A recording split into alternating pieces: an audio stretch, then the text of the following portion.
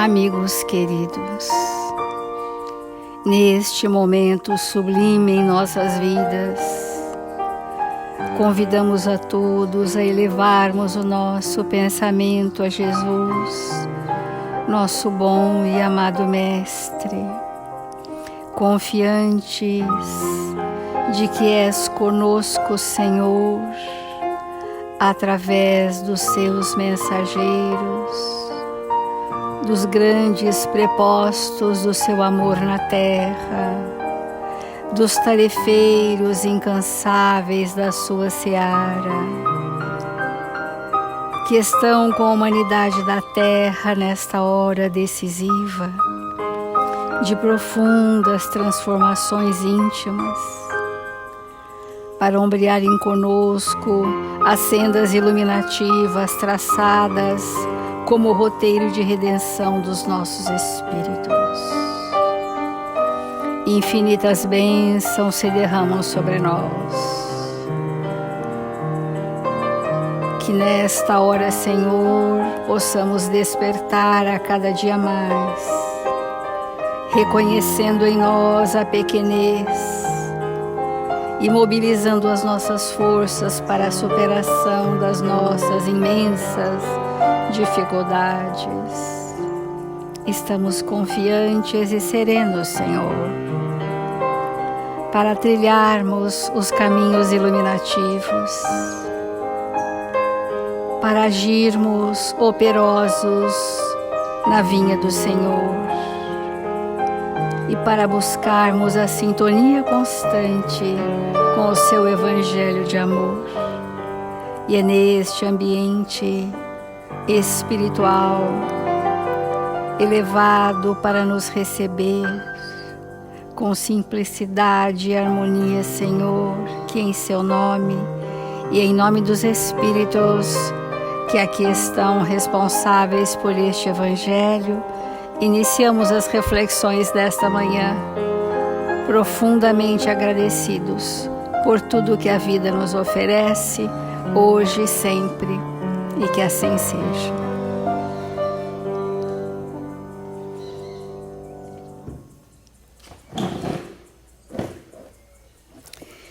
Nós estamos no capítulo do Evangelho segundo o Espiritismo, os trabalhadores da última hora.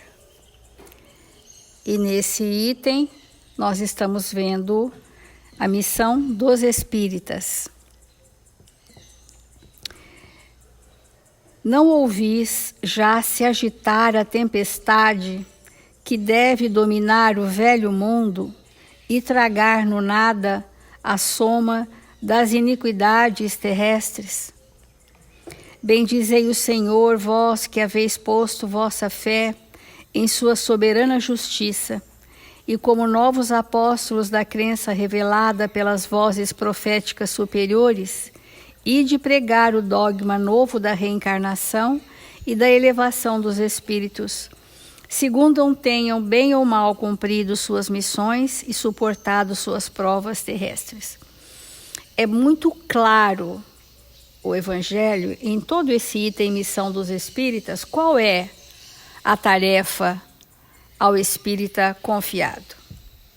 A tarefa ao espírita, o bom espírita, é revelar em si a compreensão e a experiência do que seja um planejamento reencarnatório e ter a suficiente resignação, o entendimento dos seus sentimentos pelas adversidades do caminho, que são convites ao sacrifício dos nossos interesses pessoais, para que nós possamos nos elevar como espíritos. A síntese desse item é esta.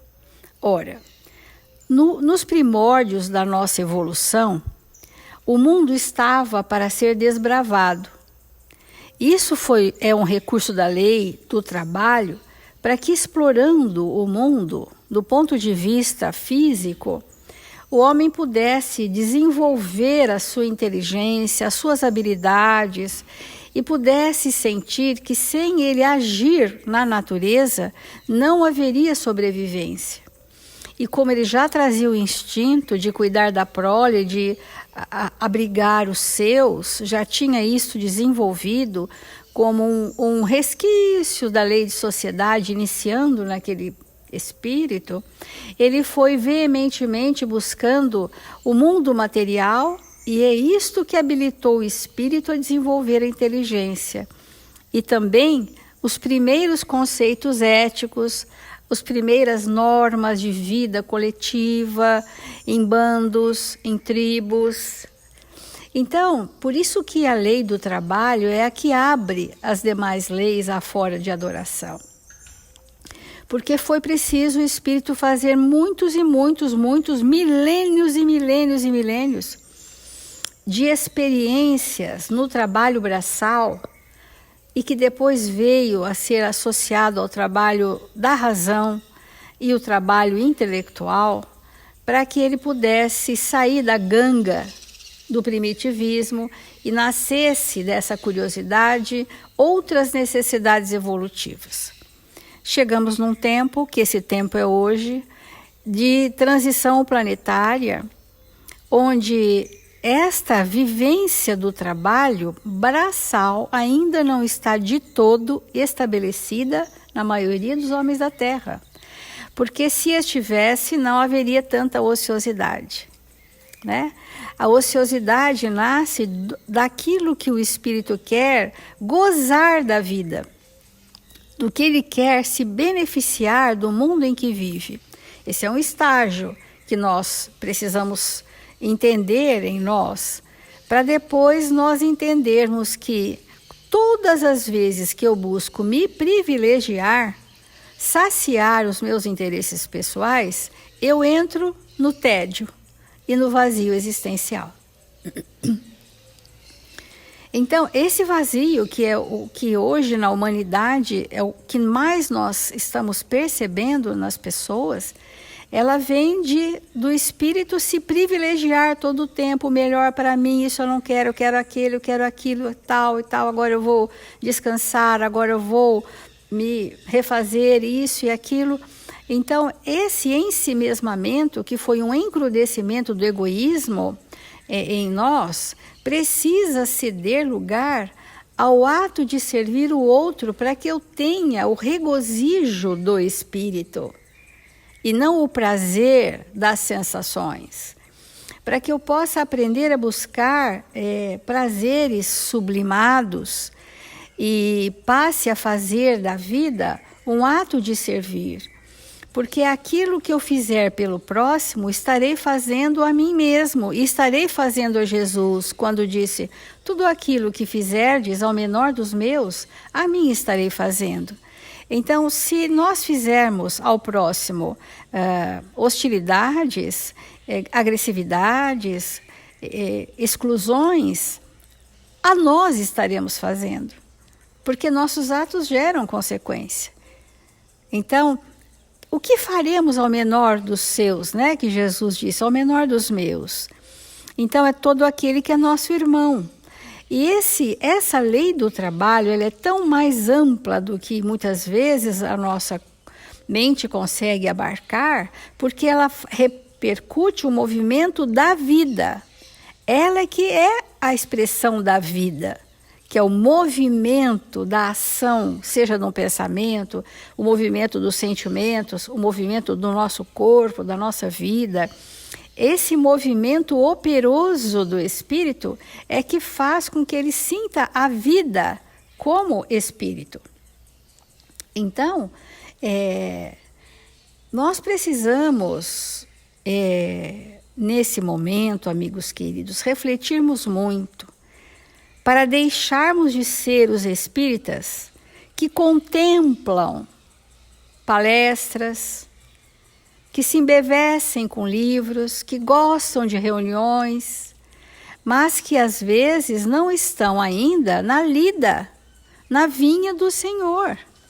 Porque a vinha, o espaço reencarnatório que nos foi concedido, para que fizéssemos o progresso moral verdadeiro, às vezes nem nos apercebemos disso. E estamos ainda no encantamento de muitas coisas teóricas, E nós podemos dizer, eu sou um trabalhador espírita cristão verdadeiro? Eu estou na seara de Jesus, no trabalho? Eu sou capaz de esquecer a mim mesmo, com total sacrifício dos meus interesses pessoais, para a minha abnegação e o meu devotamento? Eu sou um espírito que me dedico sensivelmente à dor do outro? Se essas questões que o Evangelho nos sugere não mobilizarmos o nosso íntimo, ainda continuaremos contemplativos, contemplando embevecidos de grande beleza tudo o que vemos, inclusive na doutrina espírita, mas aquilo ainda, não penetrou. É o que o Emmanuel fala, olha, eu entrei na doutrina espírita, mas a doutrina espírita ainda não entrou em mim. Eu estou no encantamento, mas ainda não tenho testemunhos do que eu já sei. E, portanto, a missão dos espíritas, nesse tempo em que estamos atravessando, e aqui o Evangelho coloca como novos apóstolos da crença revelada, é uma atribuição, gente, muito forte. Ser o trabalhador espírita cristão e, portanto, os trabalhadores da última hora, e recebermos esse compromisso, novos apóstolos da crença revelada pelas vozes proféticas superiores, e de revelar a lei da reencarnação como testemunhos pessoais adquiridos, para que nós possamos realmente elevar-nos em espírito e verdade.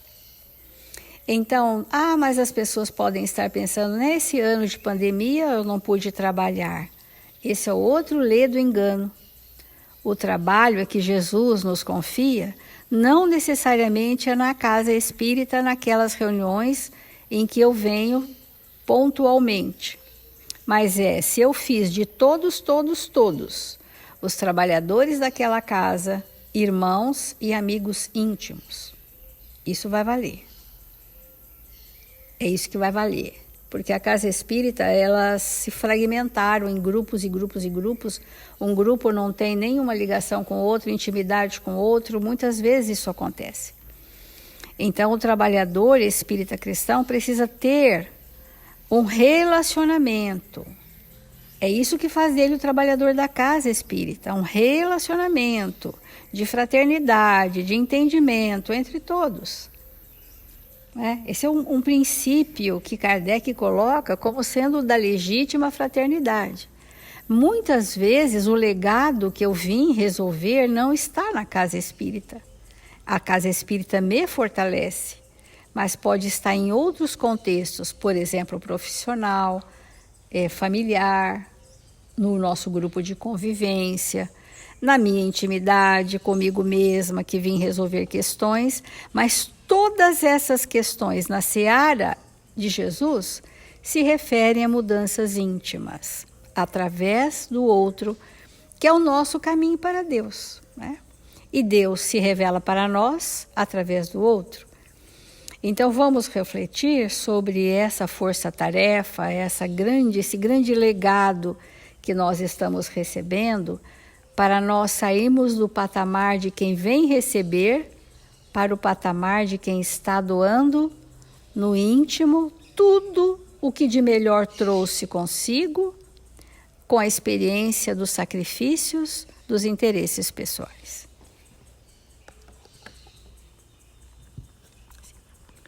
Nós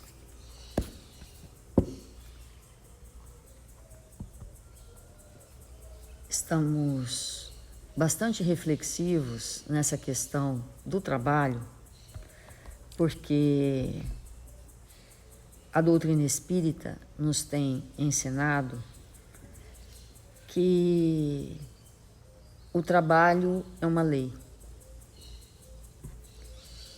E que quando nós ouvimos o trabalhador da última hora, Se ele é trabalhador, é porque ele desenvolve um trabalho. Então, todas as nossas atividades, todo o nosso trabalho a ser desenvolvido na Terra, ele tem como objetivo, como nós falamos ontem, desenvolver em nós o espírito de serviço ao semelhante. De maneira direta ou indireta. Então, quando nós realizamos algo com a entrega de nós mesmos, num processo de doação, de dedicação, de renúncia e de sacrifício, e esse sacrifício é o sacrifício dos nossos interesses pessoais, quando nós agimos assim, evidentemente nós estamos no trabalho serviço e não no trabalho ação, naquele trabalho que nos promove como espíritos, onde nós então teremos a paga, entre aspas, o salário, entre mil aspas, a recompensa espiritual. Quando nós não agimos dessa maneira, então vamos pensar assim, tudo que nós fazemos na forma de atividade ou de trabalho, com disciplina e constância, gera em nós habilidades. Então, por exemplo, um espírito que passa 8 horas por dia, que tem um trabalho cuja atividade é ler. Então ele passa 8 horas por dia lendo. Sejam notícias, leis, qualquer assunto, porque há trabalhos que são dessa natureza. Então, depois de 40, 50 anos, num trabalho assim, o espírito se torna, evidentemente, um leitor magnífico, porque desenvolveu aquela habilidade. Mas, então, numa próxima existência, imagina esse espírito que desenvolveu essa habilidade, aí entra lá no primário, que nem chama mais isso, né? E a professora fala assim, lê esse texto. Com aquela habilidade que não se perde, né? A não ser que haja algum comprometimento moral, enfim, mas não vamos entrar nisso, mas o espírito... Imagina como aquela criança vai ler, em comparação com as outras que não desenvolveram aquela habilidade. Claro que nada se perde, mas o fato de desenvolvermos esta habilidade não significa de maneira nenhuma que nós estamos melhores espiritualmente. Isso pode não ter nenhuma repercussão do ponto de vista moral para aquele espírito. E às vezes pode até ser prejudicial, dependendo do que ele se deteve em ler, pode até causar impactos prejudiciais, embora a habilidade esteja ali. E à disposição do espírito quando ele despertar para a verdade, porque nada se perde. Mas esse capítulo do Evangelho veio nos trazer um entendimento muito profundo, que é assim: quando nós trabalhamos nesse contexto de servir o próximo, quando nós trabalhamos com os nossos valores morais e espirituais associados, nós nos enriquecemos. Então,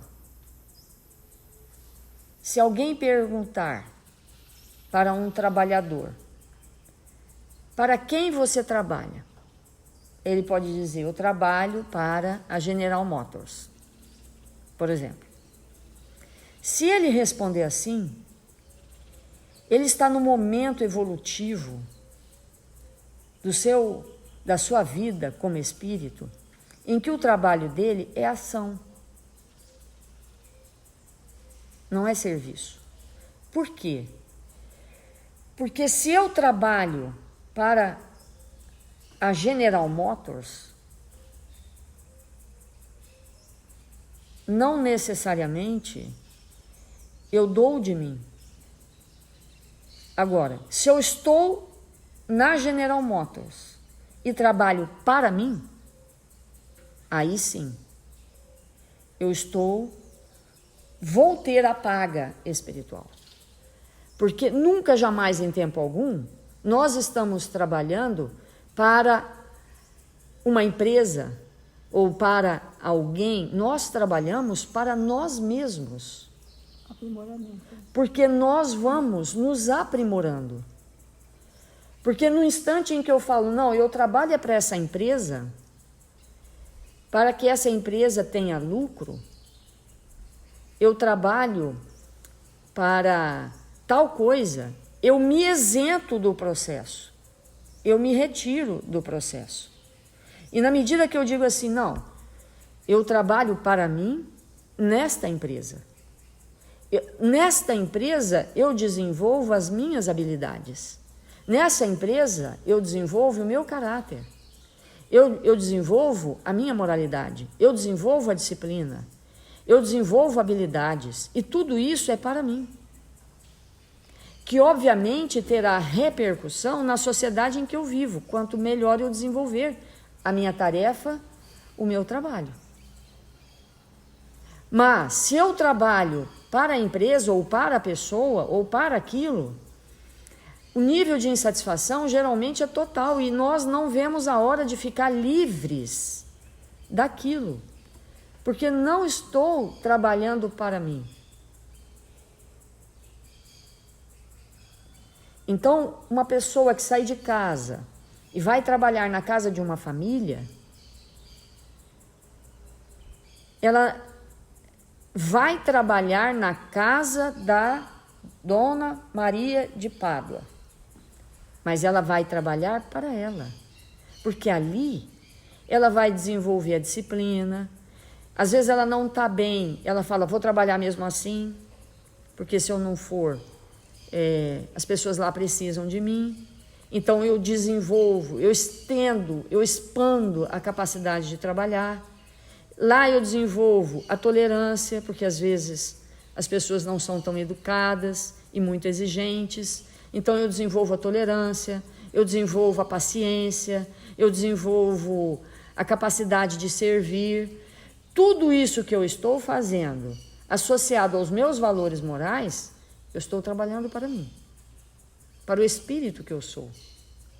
E enquanto nós não adentramos nesse nível de consciência, nós estabelecemos um viver falso. Porque se eu trabalho para alguém que não sou eu, né? Então eu me permito a matar o tempo, a fazer algo que eu poderia fazer em 1 hora, eu levo 5, porque não é para mim que eu estou trabalhando, é para alguém. E esse movimento, ele precisa ser interrompido. Quando nós pensamos, por exemplo, em Kardec, que em 14 anos codificou essa obra extraordinária, se eu pensar na minha vida, quando que 14 anos para mim vai ter a repercussão dos 14 anos para Kardec? Sei lá, daqui 1000 existências. De empregar o tempo daquela forma, com aquela maturidade, com aquela precisão, porque aquele espírito estava trabalhando para quem? Para que editora que ele estava trabalhando?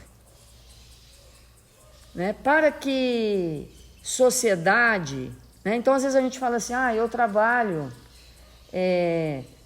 para a sociedade X, Sociedade Espírita X.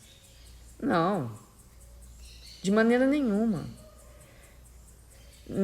De forma alguma eu trabalho para mim. Esse conceito, conforme nós vamos amadurecendo, e nós estamos caminhando para falar da profissão mais importante do planeta Terra, que é o professor, porque todos nós passamos pelos professores. Talvez um dia muitos de nós nunca fomos a um Orívedes, mas todos nós estivemos com o professor. Talvez muitos de nós nunca tenham ido num mecânico, porque nem carro teve naquela existência, mas teve um professor. Então nós estamos caminhando para entender isso lá na frente. Por quê?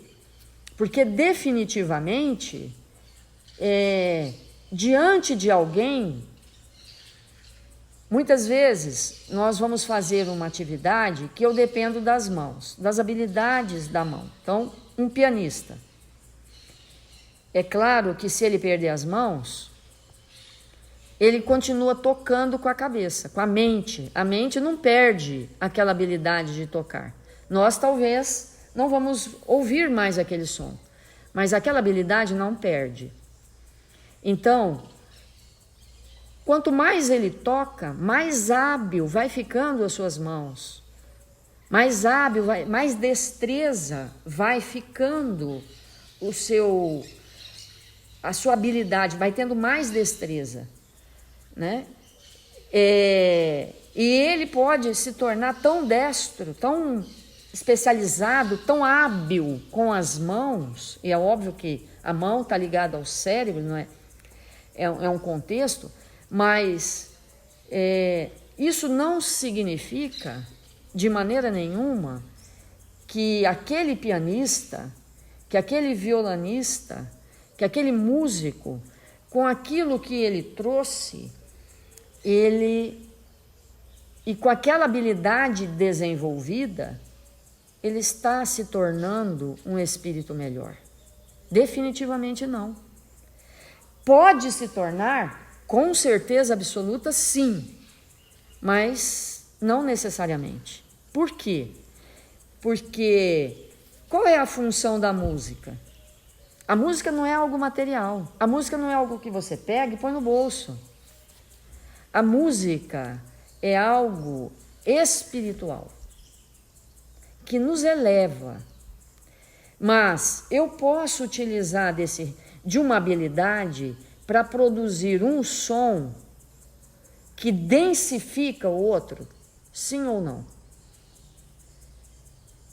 Nós podemos criar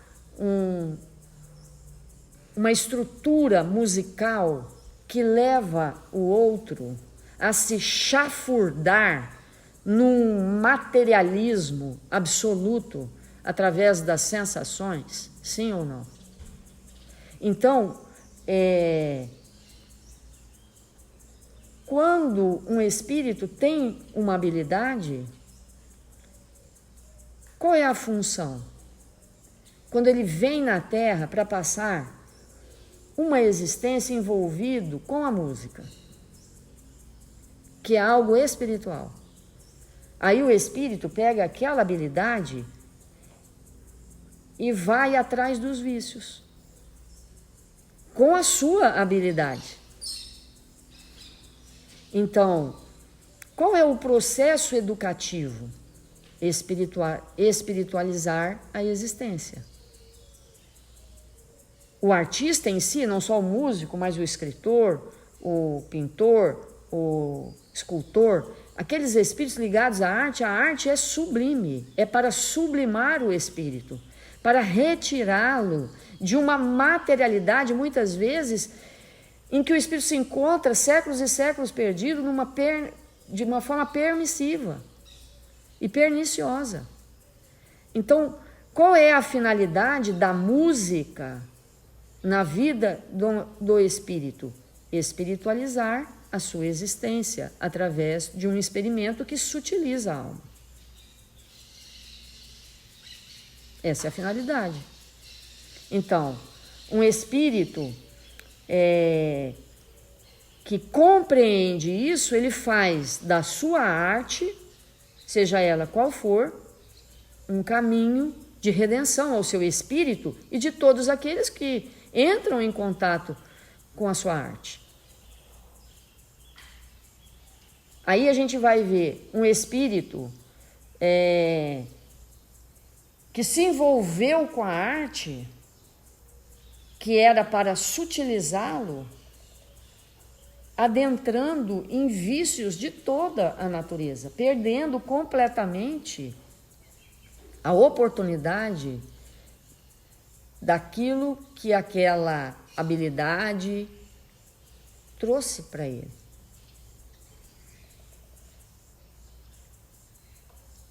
Às vezes nós vemos um espírito tocar um instrumento e a gente tem a sensação que vai às esferas mais superiores, de tanta grandeza e beleza. Então ele tem aquela capacidade de nos levar aonde nós não podemos ir sozinhos, porque não temos aquela habilidade. Mas muitas vezes, no lugar de fazer isso, ele se corrompe, ele se desorganiza e utiliza até desses recursos para isso. E, portanto, temos que compreender nesta existência, eu vim com esse trabalho, para quê? Para levar, para servir ao outro, com a minha arte. Aonde? Às vezes eu vou levar o outro aonde eu estou. Olha só. E aonde eu estou é aqui na Terra. Mas a arte, ela existe para nós irmos um tom acima, algo a mais. Esse movimento, ele é muito importante. Muito importante para todos nós. Conforme nós vamos nos conscientizando de que o espírito consciente, ele trabalha, é para ele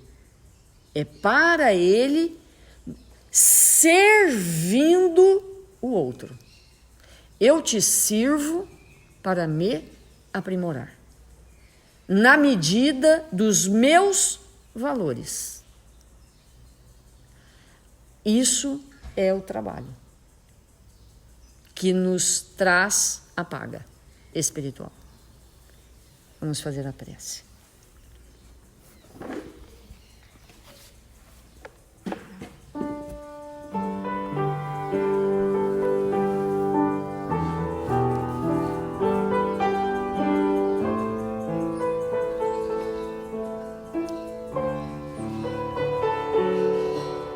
Senhor Jesus,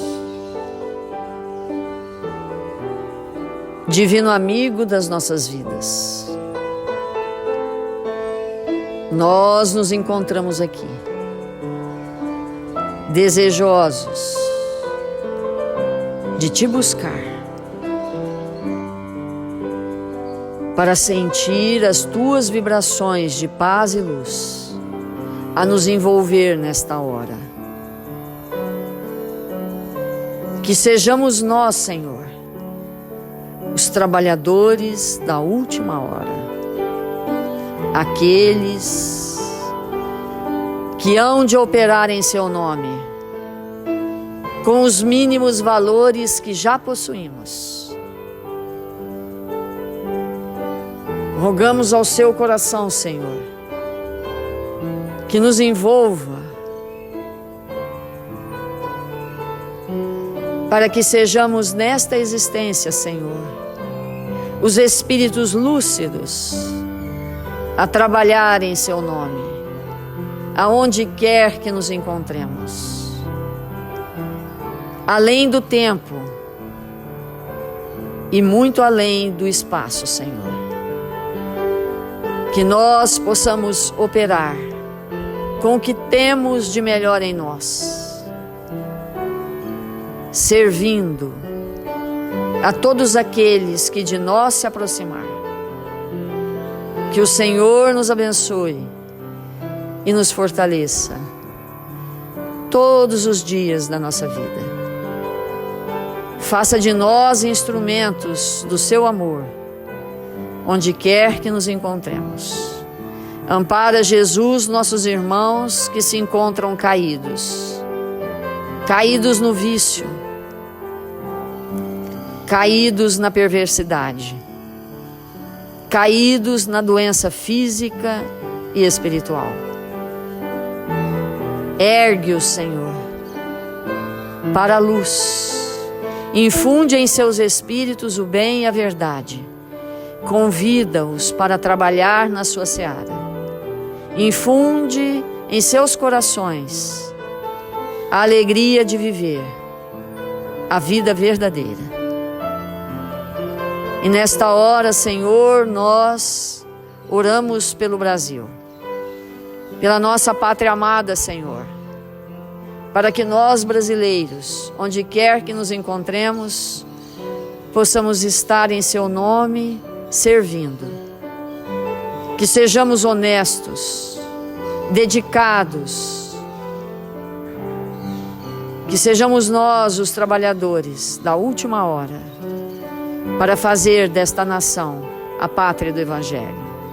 Que o Senhor nos abençoe e nos fortaleça, hoje e sempre. Que assim seja.